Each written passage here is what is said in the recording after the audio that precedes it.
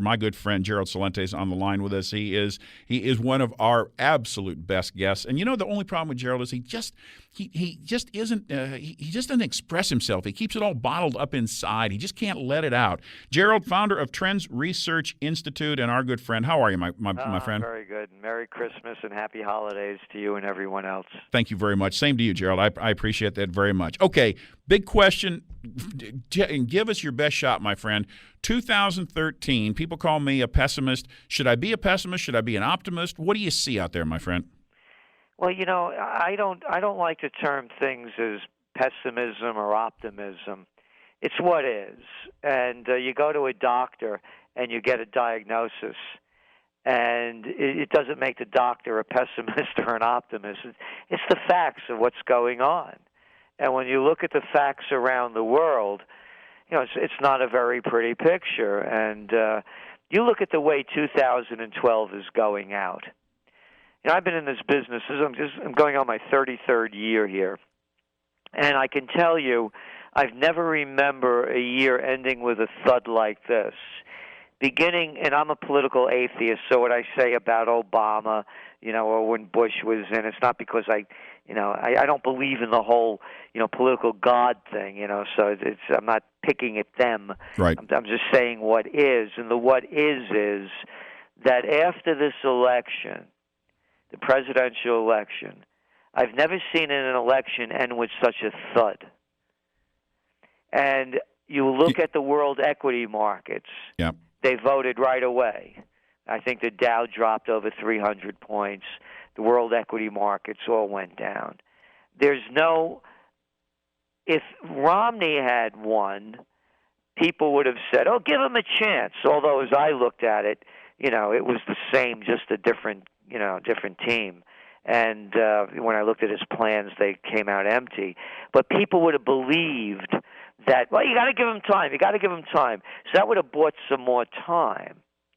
Obama, as you can see, and with Congress, they keep coming up with empty hands. So as we go into 2013, we're going in on a down note.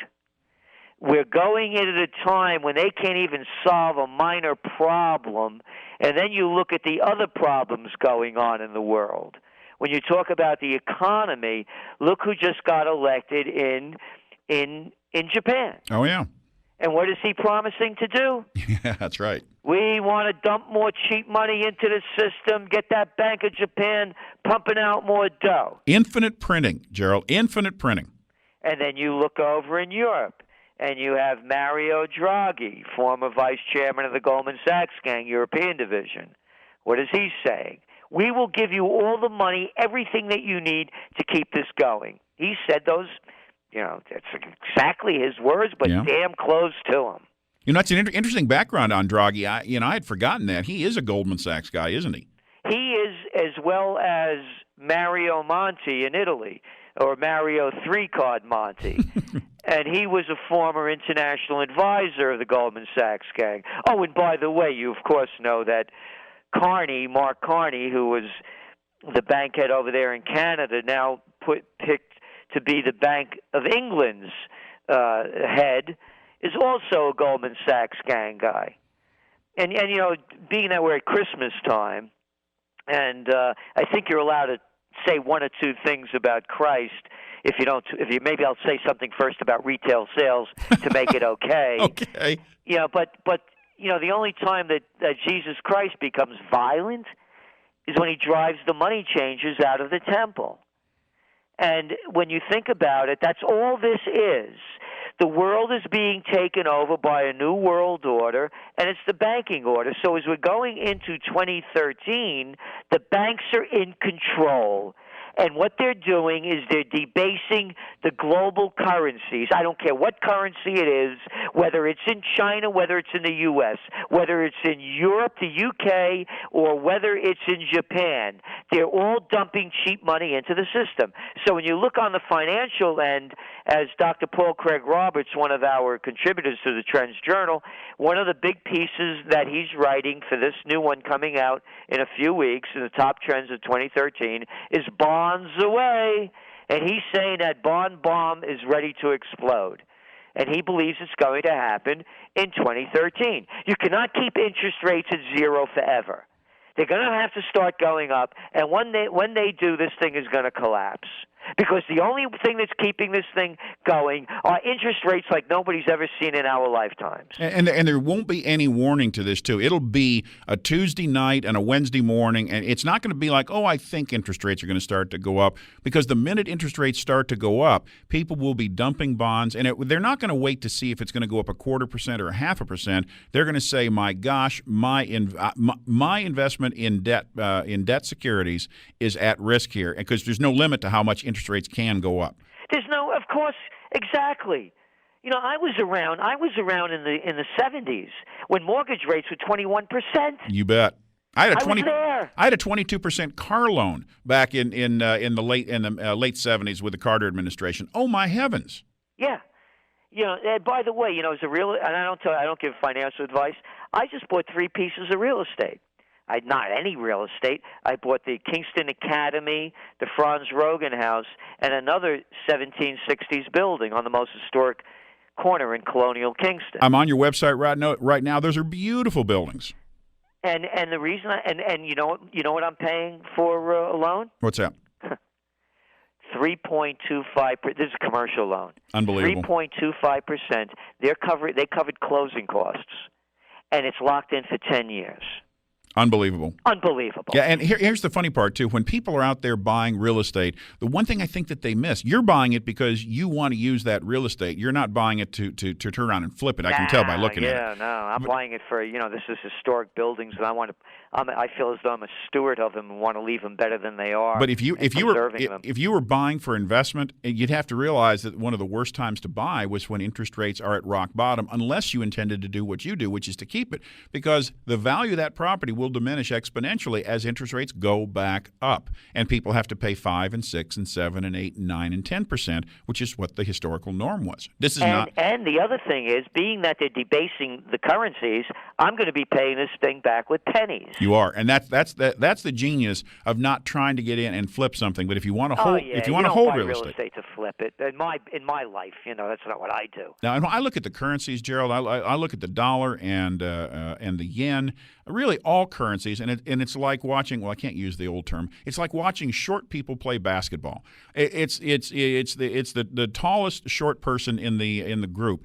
All the currencies are depreciating at the same time. It's very hard, since they are traded in pairs, to be able to say, oh, the currencies are up or the currencies are down. When you trade them against something of relatively fixed value, like gold, like silver, like other things, you see how much currencies have truly depreciated. You can't tell when you compare them to each other. You got it. It's exactly it.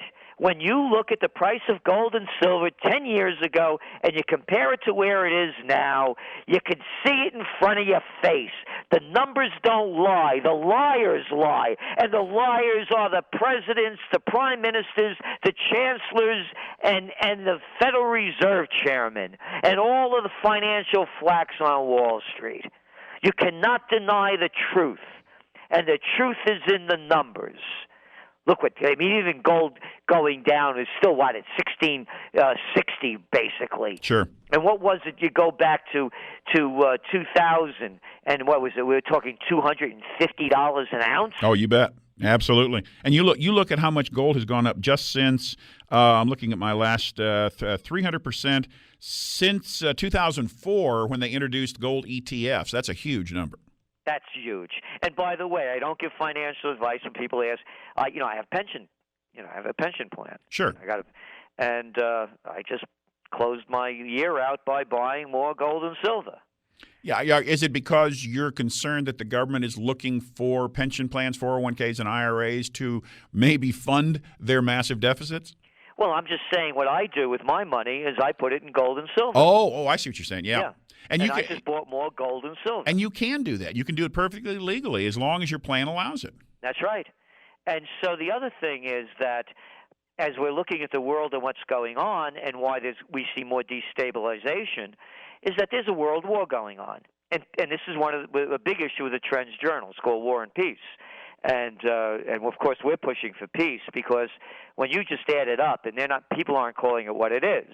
Oh, there's not an Arab Spring over there. It's a takeover, man. It is. And it's the people that began it are all aced out of it. The Muslim Brotherhoods in both Tunisia and in Egypt had absolutely nothing to do with those overthrows. It was far too few had much too much money, and way too many had much too little. This is class warfare. Now it's taken over. It's an Islamic overthrow, the Muslim Brotherhood overthrow. I'm not deriding Muslims, and sure. please understand that. I'm talking about the fringe element, these crazies within it. Well, look at Egypt. The citizens in Egypt, they are not all pro-Muslim Brotherhood. No, exactly.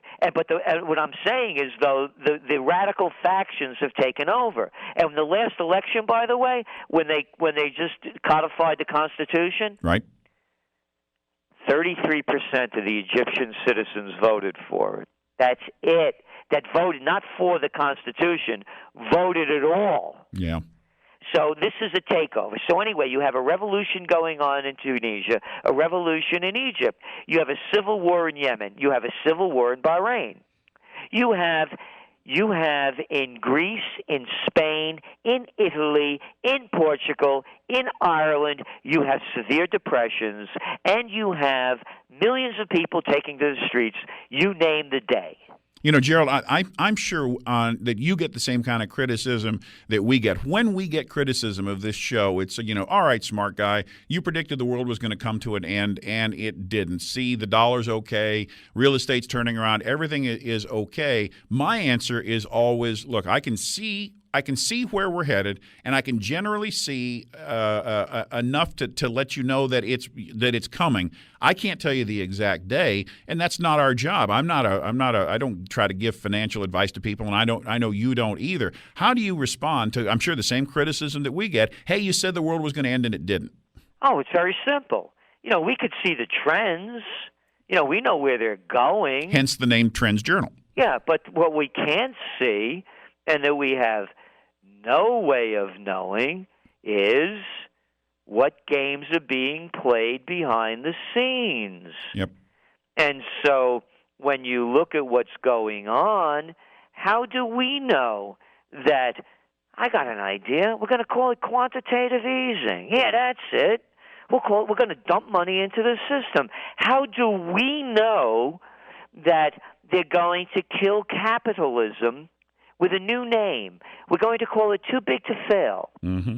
How do we know that as we're all playing it straight, Barclays and UBS and all the rest are rigging the LIBOR rates? Oh, we didn't know they were doing that. And what did we do? We whoever it was, fined him like $1.5 billion. My God, the impact of those LIBOR rigging was so far beyond the fine that this bank paid. Oh, it's not even close. Not even close. It's not even close. Yeah. So that when people respond like that, what, are you kidding me or what? Who's going to make this stuff up too big to fail? I got an idea. We're going to bail out all the banks. Yeah. Oh, and then we're going to bail out those car companies too. Oh, and here's what we're going to do. We're going to have a thing called austerity measures. Yeah, we're going to give the banks the money that they lost, and we're going to tax you more for it, so we can keep this game going. Oh, and then you're in Europe. I got an idea. The Maastricht Agreement, the Lisbon Treaty that established the Eurozone. Screw it. We're going to bail out countries, and we're going to keep printing money and buy their worthless bonds, even though it's in violation of those treaties. How do we know they're going to do that? Yep. And I'm sure you've heard about the WMPs in China, the wealth management products. There's about 4 trillion of these things out there. They're basically collateralized debt obligations like they were in the United States. And half of them, potentially up to $2 trillion, are underwater and could fail in the short term. They're already beginning to fail in large numbers, and the Chinese government's faced with the same decision. Do we bail these things out? They're not guaranteed by the banks, but $2 trillion in anybody's economy would have a significant impact. Do we bail them out, or do we let them fail? And they're not coming up with an answer yet. I wonder if they'll make the same mistake that we did. Well, they are already. already the Chinese are lowering their standards for the banks. They're pumping more money into the system, and they're doing anything they can to keep it afloat. As I said, you name the nation, and you will see the bailout program. And it's all one big Ponzi scheme.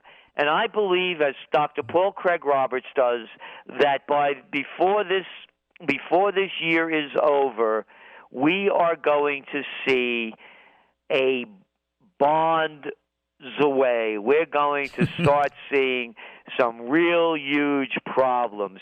As I said, who could have known that the U.S., the U.K., the European central banks, in full knowledge of the LIBOR and Euribor rates, that they were being rigged and would allow it to happen? And Timmy Geithner. Let's not forget the fact that he was aware of it and said nothing. Exactly. That's what I said. The central bank. Oh, yeah, U.S. Central Bank. Yeah, and Timothy Geithner was the head of the New York Fed. Oh, absolutely. Right, or that the central banks worldwide would invent money pumping schemes that dump trillions to prop up failing economies. And as I said, breaking their own laws by buying up worthless bonds and bailing out failing nations. And you know what I say? So when people ask us, oh, you didn't know that? What I tell people all the time is that there's never been, as far as I know, and every expert I've talked to, there's never been a civilization in history that has begun to monetize their debt, that ever stopped monetizing their debt, or it ever turned out where that solved the problem. Every society that has started that has ended rather quickly. And here's my fear, and this is what we're writing about. I've said this before, and I believe I said it on your show. History is repeating itself. You had the Great Depression. It was preceded by the crash of '29. We had currency wars, trade wars, and then World War. We had the Panic of '08. We are in the Great Recession/Depression. We have currency wars going on. You don't have to listen to me say it. You could listen to Guido Montega of Brazil and others saying those exact words. Matter of fact, you had Mervyn King, the outgoing head of the Bank of England, recently saying the same thing. Currency wars have begun because nations are lowering the value of their currencies, debasing them so they could export more of their product. Trade wars are already heating up. My great fear is they're going to lead us into World War III. It's already happening, and it looks like Syria is the next one to go. I was in 2000. Mitt Romney, when he announced his foreign policy speech, it was at VMI, Virginia Military Institute. I was brought down to VMI in 2000 after I had written Trends 2000 and wrote about New Millennium Warfare. Right. I was the keynote speaker. People like General Anthony Zinni were on the panel after I gave my talk to discuss what I was talking about. And what I was talking about was New Millennium Warfare, because generals are always fighting the last war. That's right. And the New Millennium Warfare, now let's say that I'm talking now to Mr. Assad over there on the other end of this phone, and I say, listen, Assad, you got to go, and I've had enough of you. And then you say to me, what, are you kidding me or what? Listen, you try screwing with me. You may be able to take me out, but you're going to be screwing with the wrong guy. And we have agents all over your country, and they have suitcase-sized nukes. They have biological warfare. They have dirty bombs. I wrote in the whole beginning of Trends 2000, it was the breakup of the former Soviet Union when I wrote this, and all of the weapons of mass destruction that were being sold on the black market. There's going to be a time when the United States, France, England, all of these countries that are getting involved in these colonialist pasts and recreating them, there's going to be payback. You saw what happened in New York with Hurricane Sandy. This is a Category 1 hurricane. It closed down most of the East Coast, up around New York to New Jersey. Could you imagine what would happen if a suitcase-sized nuke went off in San Francisco, if a dirty bomb went off in New York City, if biological warfare hit Chicago and L.A.? This country goes on stop. People are screwing around.